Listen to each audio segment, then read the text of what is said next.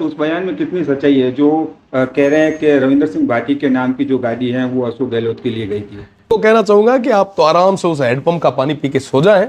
4 तारीख को जनता जवाब देने के लिए तैयार है। सर, सोशल मीडिया पर एक पोस्ट चल रही है कि रविंद्र सिंह भाटी आज या कल अपनी गिरफ्तारी दे सकते हैं, कितनी सच्चाई है?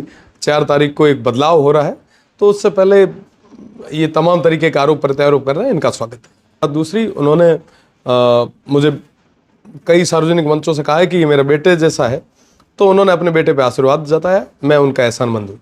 बताना चाहूँगा कि शिव बाड़मेर का एक हिस्सा है, अभिन्न अंग है जो जीवन भर रहेगा, उसको हमने कहीं और नहीं भेजा है। और रही बात दूसरी, मैं तो 5 साल की कह के आया था, पर मैं 50 साल इनके बीच में रहूँगा, ये आपके साथ आपके ऑन कैमरा कह रहा हूँ।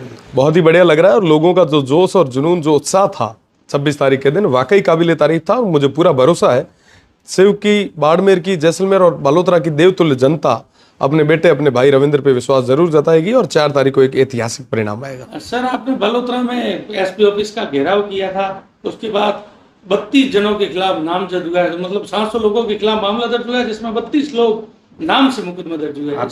आपका भी नाम साथ में। सरकार सबकी आवाज को दबाना चाह रही है, पर मैं आपको बताना चाहूंगा कि ना ऐसे कभी दबे हैं, ना कभी दबेंगे। जहां कहीं पे भी हक और अधिकारों की बात आई, मजबूती से लड़ाई लड़ेंगे, और आगे भी लड़ते आएंगे। बिल्कुल। सर, सोशल मीडिया पर एक पोस्ट चल रही है कि रविंद्र सिंह भाटी आज या कल अपनी गिरफ्तारी दे सकते हैं, कितनी सच्चाई है? बिल्कुल, जल्दी देंगे और निश्चित तौर पे देंगे। सर, लोकसभा चुनाव में अलग अलग स्थानों पर झगड़े हो रहे थे कि सब ये निर्दलीय प्रत्याशी करा रहा है, ये क्या है? ये उनकी हार की बौखलाहट है, जो कहीं ना कहीं वो बता रही है कि 4 तारीख को एक बदलाव हो रहा है, तो उससे पहले ये तमाम तरीके के आरोप प्रत्यारोप कर रहे हैं, इनका स्वागत है। कलेक्टर को आपके खिलाफ ज्ञापन भी दिए जा रहे हैं। दीजिए, मैं तो कहना चाहूंगा कि निष्पक्ष होके आप जांच करवाएं, जो आरोपी होगा उसके खिलाफ सख्त कार्रवाई होनी चाहिए। सर, अमीन खान को बर्खास्त किया है कांग्रेस पार्टी ने, कहा कि रविंद्र सिंह का साथ दिया है, उनको वोट नहीं दिलाए, रविंद्र सिंह को। अमीन खान साहब मेरे परिवार के हैं, और हमारे इस क्षेत्र के सबसे वरिष्ठतम और कद्दावर नेता वो हैं।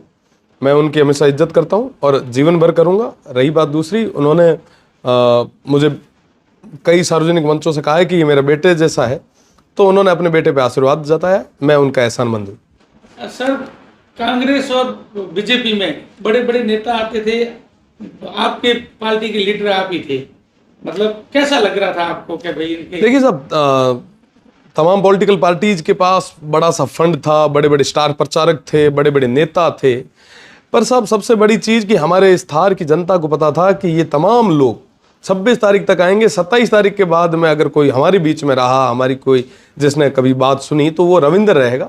तो थार की जनता ने मुझ पर विश्वास जताया। सर, कई लोग, हम जा रहे थे तो वहाँ कह रहे थे हर समय रविंद्र सिंह है, उनका कहना है मारवाड़ी में कल लौट आ गया, कि यहाँ कुश्ती थोड़ी लड़नी है। बिल्कुल, कुश्ती तो है ही साहब, कबड्डी जो है, कुश्ती तो है, वो जो को लाग न दे, जनता जवाब दे चुकी है। हारी बौखलाहट है, कहीं भी कह सके, आज तो कई सारा और चीजें के है। स्वागत है। बाड़मेर, जैसलमेर, बालोतरा की जनता पर आपको कितना विश्वास है? 100% भरोसा। ये मेरे परिवार के हैं, मेरे पिता तुल्य बुजुर्ग, मातृशक्ति, और विशेषकर मेरे युवा साथियों पे पूरा विश्वास है कि वो अपने भाई की इज्जत जरूर रखेंगे, इसका मान जरूर रखेंगे। सर, एक अंतिम सवाल करूंगा, आपने एक विधानसभा चुनाव लड़े थे, उस समय लोग कह रहे हैं, लोगों का कहना है कि रविंद्र सिंह ने जनता की, शिव की जनता को विश्वास दिलाया था कि मैं 5 साल आपके साथ काम करूंगा, और उन्होंने कसम भी खाई थी, वो कसम कैसे तोड़ दी? मैं आपको बताना चाहूंगा कि शिव बाड़मेर का एक हिस्सा है, अभिन्न अंग है जो जीवन भर रहेगा, उसको हमने कहीं और नहीं भेजा है। और रही बात दूसरी, मैं तो 5 साल की कह के आया था, पर मैं 50 साल इनके बीच में रहूंगा, ये आपके साथ आपके ऑन कैमरा कह रहा हूँ। सर, कोई संदेश आप? मैं तमाम साथियों से निवेदन करना चाहूंगा कि चुनाव हो चुके हैं, बहुत बढ़िया तरीके से हुए हैं, अब शांति व्यवस्था को आप बनाए रखें, सौहार्द को बनाए रखें, भाईचारे को बनाए रखें। जी, दोनों ही पार्टियां अलग अलग जो है बयानबाजी कर रही है। ए और बी टीम जो लगातार अभी कुछ दिनों में सामने आ रही है, अलग ही टीम सामने आ रही है, वापस सामने। ये उनकी हार की बौखलाहट है। कहीं ना कहीं अब पार्टियों को अब लगने लगा कि हम हमारे हार का ठीकरा किस पे फोड़े, तो एक दूसरे पे लगे हैं। उनको कहना चाहूंगा कि आप तो आराम से उस हैंडपंप का पानी पी के सो जाएं। 4 तारीख को जनता जवाब देने के लिए तैयार है। सर, उस बयान में कितनी सच्चाई है जो कह रहे हैं कि रविंद्र सिंह भाटी के नाम की जो गाड़ी है वो अशोक गहलोत के लिए गई थी? रविंद्र सिंह के नाम की गाड़ी है भी, ये एक बार चेक करवा लीजिएगा। मेरे नाम की आज तक कोई कभी गाड़ी नहीं परचेज हुई। हमारे नाम री गाड़ी कोई है तो मिना तो पुगती कराओ, हमारे कने को नहीं आई। कि अशोक गहलोत को छोड़ने के, अशोक गहलोत को पहुंचाने के लिए गई थी वो आपके नाम की गाड़ी। उनको कहने दीजिए, उनकी गलती नहीं है, वो थोड़ी उनकी समस्या दूसरी है। और हरीश चौधरी का कहना है कि ए और बी टीम अब बीजेपी और हरीश जो है पूर्व मंत्री मुख्यमंत्री जो है वो उनकी गलती नहीं है। वो काफी लंबे समय से डिप्रेशन से निकल रहे हैं। उनको लगा कि मैं सबको निपटा के मैं अकेला रह जाऊंगा, पर अब जब वो देखते हैं कि साहब नए लोग आगे आ रहे हैं तो बौखलाहट है, जाहिर सी बात है, बड़े नेता है, अब उम्र भी हो गई है उनकी, बौखलाहट होनी लाजिम। हरीश चौधरी ने चुनाव टाइम में चुनावी में जो है वो थुमली में धरना प्रदर्शन भी किया था। उन्होंने, उनका कहना है कि हमारे लोगों के साथ जो है वो मारपीट हुई है। उनको हुड़दंग करने का शौक है, अभी नई नई हुड़दंग वाली नेतागिरी उन्होंने सीखी है तो वो करने का प्रयास कर रहे हैं, पर हुआ नहीं कुछ भी। रविंदर सिंह पार्टी जीत को लेकर कितने आश्वस्त? 100% आश्वस्त हूँ। मैंने देखे तान लागतो उसे लौटा गया ऑलवेज लाता रहे।